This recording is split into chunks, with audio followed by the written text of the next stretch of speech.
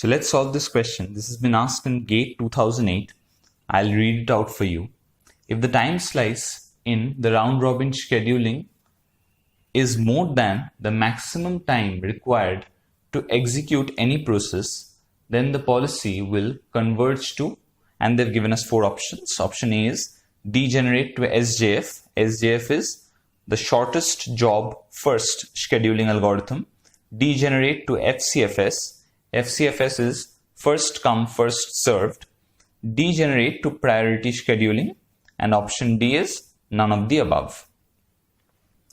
Now, in order to solve this question, what we need to know is, firstly, we need to know the meaning of a few terms. And the first such term is the time slice. What do you mean by time slice in round robin scheduling? Time slice, mind you, is the same as time quantum. And what is time quantum? Remember, round robin scheduling works on 2 criteria. Number 1 is the time quantum, and number 2 is the arrival time. That means a process will be allocated CPU only for time quantum time. After the time quantum expires, if the process is still left with some execution time, the CPU will not be given to it. The CPU will be preempted and given to the next process present in the queue.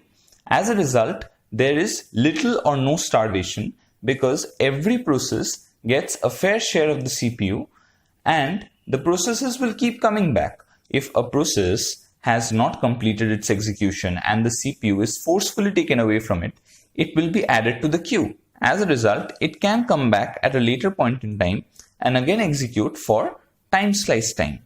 So that's how round robin scheduling works.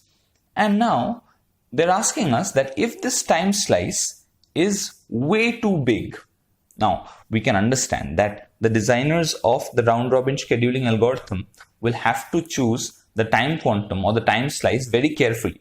If this time slice is not chosen with due care, then what happens is your processes may end up starving, because if the time slice is very big, then what happens is a process which has greater burst time will keep a process with smaller burst time waiting unnecessarily.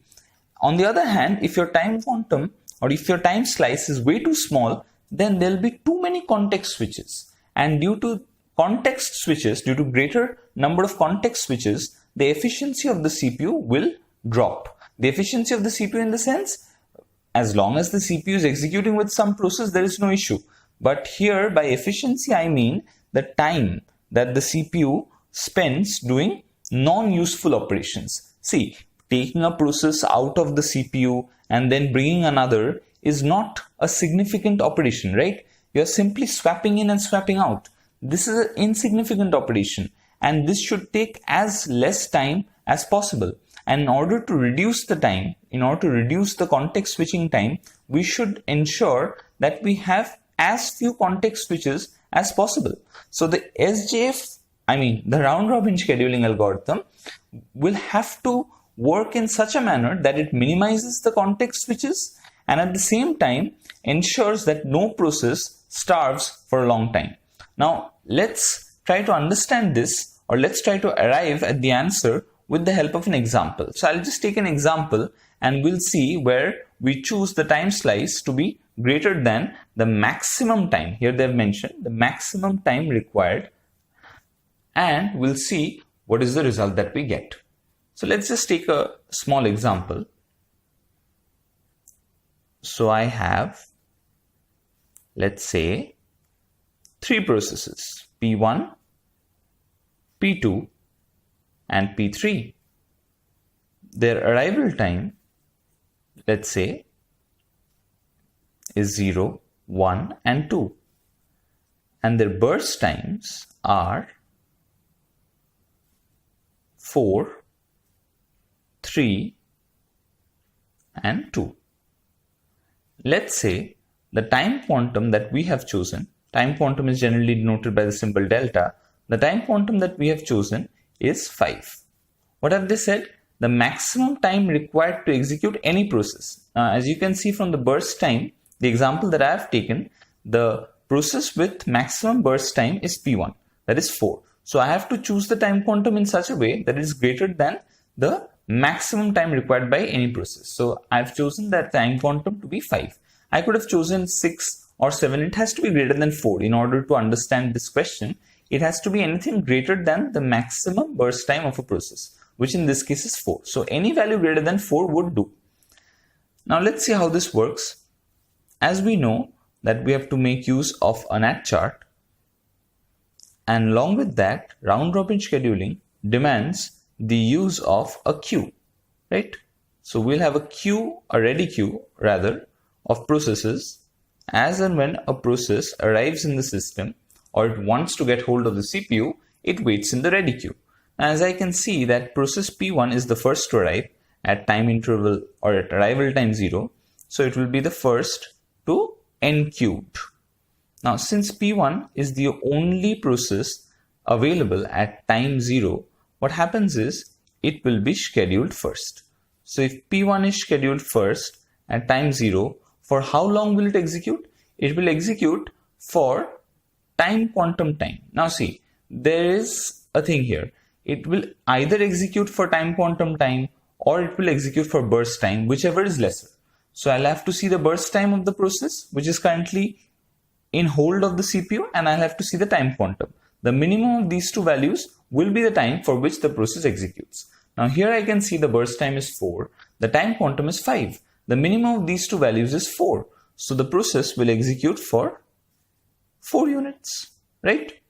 And now in this interval of 4 units, we can understand that process P2 and P3 have made their way into the ready queue. So P2 arrived before P3. As a result, it is enqueued first. And since it is enqueued first, according to the algorithm of queue, it will be dequeued first as well. So P2 now gets hold of the CPU. I have no more processes that will be arriving in my system. So I need not keep track of anything further as far as new process entry is concerned. Now for process P2, I can see that the burst time is 3 and the time quantum is 5. The time quantum will obviously remain constant for all processes. And process P2's burst time is lesser than the time quantum time. As a result, process P2 will execute for 3 units, and 4 plus 3 gives me 7. And will no longer be enqueued into the queue, into the ready queue again. Why? Because it has completed its execution. And what about P3? Now P3, it is the only process left, so it will be scheduled. And for how long will it execute? It will execute for 2 units. So that gives me 9. Now, what happened here? Since the time quantum happened to be much greater, time quantum, not much greater, it happened to be greater than the burst time, even if it were much greater than the burst time, that means even if the time quantum or the time slice that I choose happens to be 10, 20, 30 or even 100, I will get the same ordering of processes. You can understand why. Because the time for which a process will execute will either be the burst time or the time quantum time, whichever is lesser. So the burst time will always be lesser than the time quantum time according to the question that is given to us. So this will be the order of the process execution. Now look at this order of process execution very carefully. This is the same order as the arrival time. As you can see, process P1 arrived at time 0 and it got scheduled first. Process P2 arrived at time 1 and got scheduled next. Process P3 arrived at time 2 and it got scheduled last. So although these processes went into the ready queue and after that got hold of the CPU, if we skip this part, we could still obtain the same result.